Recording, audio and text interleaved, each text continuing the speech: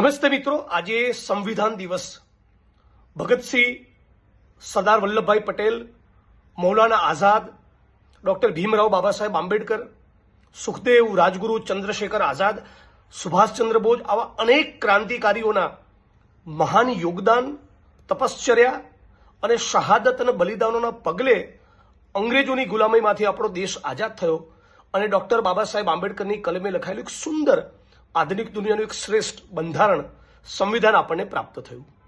પણ સવાલ એ છે કે આપણા ગુજરાતમાં, આપણે જેને ગાંધી અને સરદારનું ગુજરાત કહીએ છીએ, એવા આપણા ગુજરાતમાં શું કાનૂન પ્રમાણે, બંધારણ પ્રમાણે, સંવિધાન પ્રમાણે રાજ્યનું શાસન ચાલી રહ્યું છે?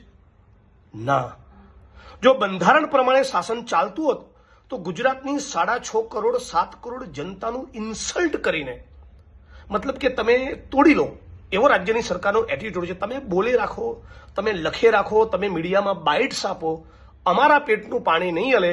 ગુજરાતના 33 જિલ્લામાં અને 250થી વધારે તાલુકામાં દારૂ જુગારના અડ્ડા ચાલશે, કૂટણખાના ચાલશે, ડ્રગ્સનો કાળો કારોબાર થશે. આવો ભારતીય જનતા પાર્ટીની સરકારનો એટીટ્યુડ છે. આપ જાણો છો, કેટલાક દિવસથી આ મુદ્દાને લઈને એક જબરદસ્ત એક કેમ્પેન લોન્ચ કરી છે. આ તમામ લોકોનો અદ્ભુત રિસ્પોન્સ મળી રહ્યો છે. હું જેટલી પણ કોમેન્ટ છું અને મારી ટીમના મિત્રો ચેક કરી રહ્યા છે, 98-99% કોમેન્ટ્સ મારી સમર્થન કરી રહી છે. આપનો બધાનો દિલથી આભાર માનું છું. સાથે મળીને આપણું ગુજરાત ડ્રગ્સ મુક્ત બને એના માટે રાજ્ય સરકાર ઉપર પૂરેપૂરું દબાણ કરીએ. આપણા ગુજરાતની અંદર ડ્રગ્સ અત્યારની પેઢીને, ભવિષ્યની પેઢીને બરબાદ કરી મૂકશે. દારૂ ને જુગારે તો બરબાદ કરી જ નાખ્યા છે. ગુજરાતની અનેક બેન દીકરી માતાઓ વિધવા થઈ ચૂકી છે, આજે પણ થઈ રહી છે.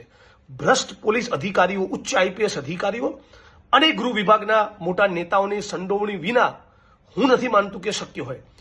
ટાર્ગેટ જ્યારે કરવામાં આવે ત્યારે નાના પોલીસ કર્મચારીઓને કરે છે, constable, head constable, PSI, PI, પણ મલાઈ ખાવાની વાત આવે ત્યારે મોટા આઈપીએસ અધિકારીઓ ખાતા હોય છે. એટલે આપ સૌને વિડીયોના માધ્યમથી અપીલ કરું છું કે મારા ફેસબુકમાં, મારા ટ્વિટરમાં, મારા ઇન્સ્ટાગ્રામમાં, ધારાસભ્ય તરીકેના મારા કાર્યાલયમાં ધારાસભ્ય જિગ્નેશ મેવાણી, તાલુકો વડગામ, બનાસકાંઠા, આટલું લોકો, એટલે મારા સુધી તમારા પત્રો પણ પહોંચી જશે. આવો બધા સાથે મળીને ગુજરાત ડ્રગ્સ મુક્ત બને એના માટેની એક જબરદસ્ત કેમ્પેન લોન્ચ કરીએ અને સંવિધાન દિવસનો સાચા અર્થમાં સેલિબ્રેશન કરીએ, ઉજવણી કરીએ. હું આશા રાખું છું કે ગુજરાતના ખૂણે ખૂણે બેઠેલો ગુજરાતનો યુવાન ડ્રગ્સ નાબૂદીની, ડ્રગ્સ સામેની અમારી આ કેમ્પેનમાં બધા સાથે મળીને જોડાશો. ટૂંક સમયમાં, આવનારા દિવસમાં એક હેલ્પલાઇન નંબર પણ લોન્ચ કરીશ. કોંગ્રેસ પાર્ટી દ્વારા પણ હેલ્પલાઇન નંબર લોન્ચ કરવામાં આવશે. તમે ગુજરાતના જે પણ તાલુકામાં છો, જે પણ જિલ્લામાં છો, જે પણ શહેરમાં છો, કોંગ્રેસના કાર્યાલય, અમારા આગેવાન કાર્યકર્તાઓ, હોદ્દેદારોનો પણ તમે સંપર્ક કરી શકો છો. ડ્રગ્સના મુદ્દે નો compromise, zero compromise. Harsh Sanghavi, ગુજરાતના મુખ્યમંત્રી, રાજ્યના પોલીસ વડા, જેણે પણ સામે આવવું હોય, જેણે જે કરવું હોય કરી લે, પણ ડ્રગ્સના મુદ્દે કોઈ કોમ્પ્રોમાઇઝ કરવામાં નહીં આવે. પૂરેપૂરી તાકાતથી લડવા માટેનો નિર્ધાર કર્યો છે. તમારા બધાનો પ્રેમ અને સાથ સહકાર મળ્યો તો કંઈક આપણે પરિણામ આમાં સાથે મળીને લાવીશું. અને આ મુદ્દે જો પરિણામ આપણે લાવીએ તો ગુજરાતના અનેક હજારોની સંખ્યામાં યુવાનોનું ભવિષ્ય રોડાતું એ અટકી શકે, બચી શકે. તો આવો આપણા ગુજરાત માટે સાથે મળીને લડીએ. અને જે લોકો ચોર છે, જેની નિયતમાં જ ખોટ છે, મોટા અધિકારીઓ અને નેતાઓ, આપણે એમને જાણીએ છીએ, એટલે એની બહુ પરવા કર્યા વગર આપણે બધા સાથે મળીને તાકાતથી લડીએ. સુરતમાં, બરોડામાં, રાજકોટમાં, અમદાવાદમાં, સૌરાષ્ટ્ર, કચ્છ, ઉત્તર ગુજરાત, દક્ષિણ ગુજરાત, મધ્ય ગુજરાત, તમે જ્યાં પણ બેઠા છો, જ્યાં પણ ડ્રગ્સનો કાળો કારોબાર થાય છે, દારૂ જુગારના અડ્ડા ધમધમે છે, પ્લીઝ મારા સુધી માહિતી પહોંચાડો. આ પોસ્ટ હું જ્યારે અપલોડ કરું, આ વિડીયો જ્યારે અપલોડ કરું, એની નીચે કોમેન્ટ્સમાં લખો. કેટલાક મિત્રો પોતાની ગોપનીયતા જાળવી રાખવા માંગતા હોય, તેની ગોપનીયતા પણ જળવાશે.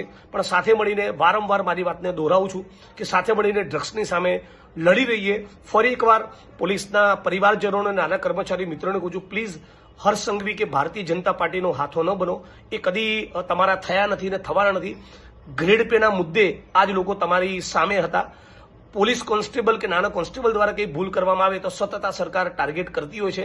એસએમસીની રેડ પણ કોન્સ્ટેબલ, હેડ કોન્સ્ટેબલ, પીએસઆઈ કે પીઆઈની જ વિકેટ પાડે છે.